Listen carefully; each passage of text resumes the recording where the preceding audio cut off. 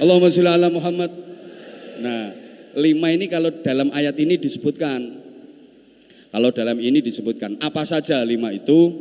Ya, yang pertama, faqra'u ma tayassara minhu. Bacalah sebagian dari Al-Qur'an. Bagi kita yang kelas awam, ya ayat-ayat yang muhkamat.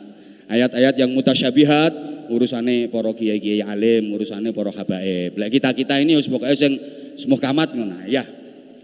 Iya ngono lho ya, kul huwa iku cocok. Lah potongan model kaya ngono-ngono kae dikae sing mutasyabihat. Ruwet. Percuma. Wis pokoke kacang karo roti mau lho. Angger dindum-dumno, menang ra ngira gak menang. Ora penting ide, visi misi gak penting. Wong targete cuma iku. Ngono kae angger oleh kacang karo roti mingkem kok. Lah sayangnya maaf banget banyak di antara kita yang belum bisa baca Al-Qur'an. Ngapunten nggih, kadang wis mondok suwe sik durung iso maca Al-Qur'an, baru bisa membunyikan Al-Qur'an. Nah, membaca dengan membunyikan itu beda. Kalau membunyikan itu memindah dari tulisan ke ucapan, itu namanya membunyikan.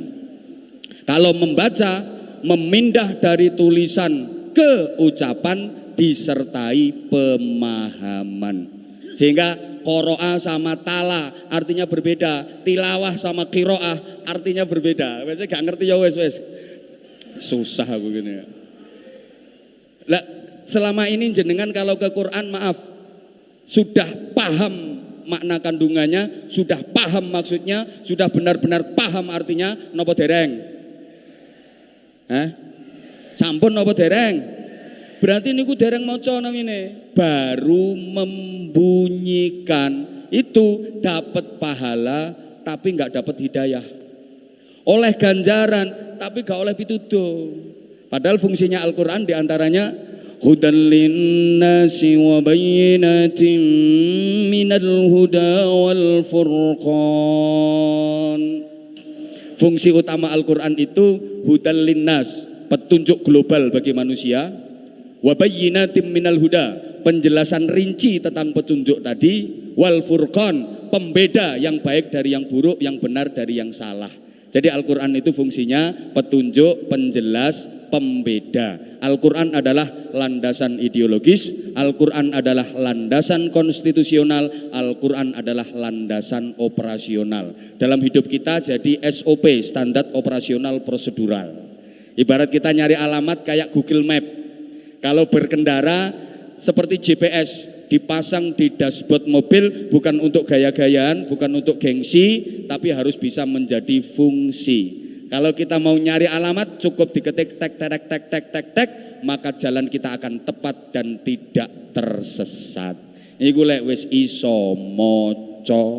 Sayang kita rata-rata masih baru dalam tingkat membunyikan Al-Qur'an. Nah, kalau sudah bisa, pertanyaannya sudahkah terbiasa? Karena banyak orang yang bisa baca Al-Quran tapi tidak terbiasa membaca Al-Quran. Allahumma sholli ala Muhammad. Allahumma sholli ala Muhammad.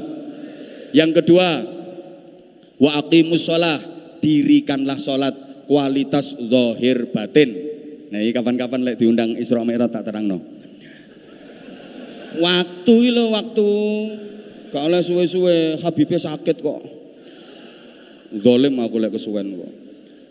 Pokoknya sholatnya diapii. Mosok nenggone pondok ngene kok nerangno bab sholat. Yang penting zahiron wa batinan. Karena maaf banyak orang yang zahirnya sholat tapi batinnya enggak sholat. Kualitas zahir contoh dalam berpakaian kadang-kadang ngawur. Sholat nggak kaos oblong. Nang masjid nganggo celana training. Bingung no malaikat. Iki katanya sholat, katanya main bulu tangkis wong iki.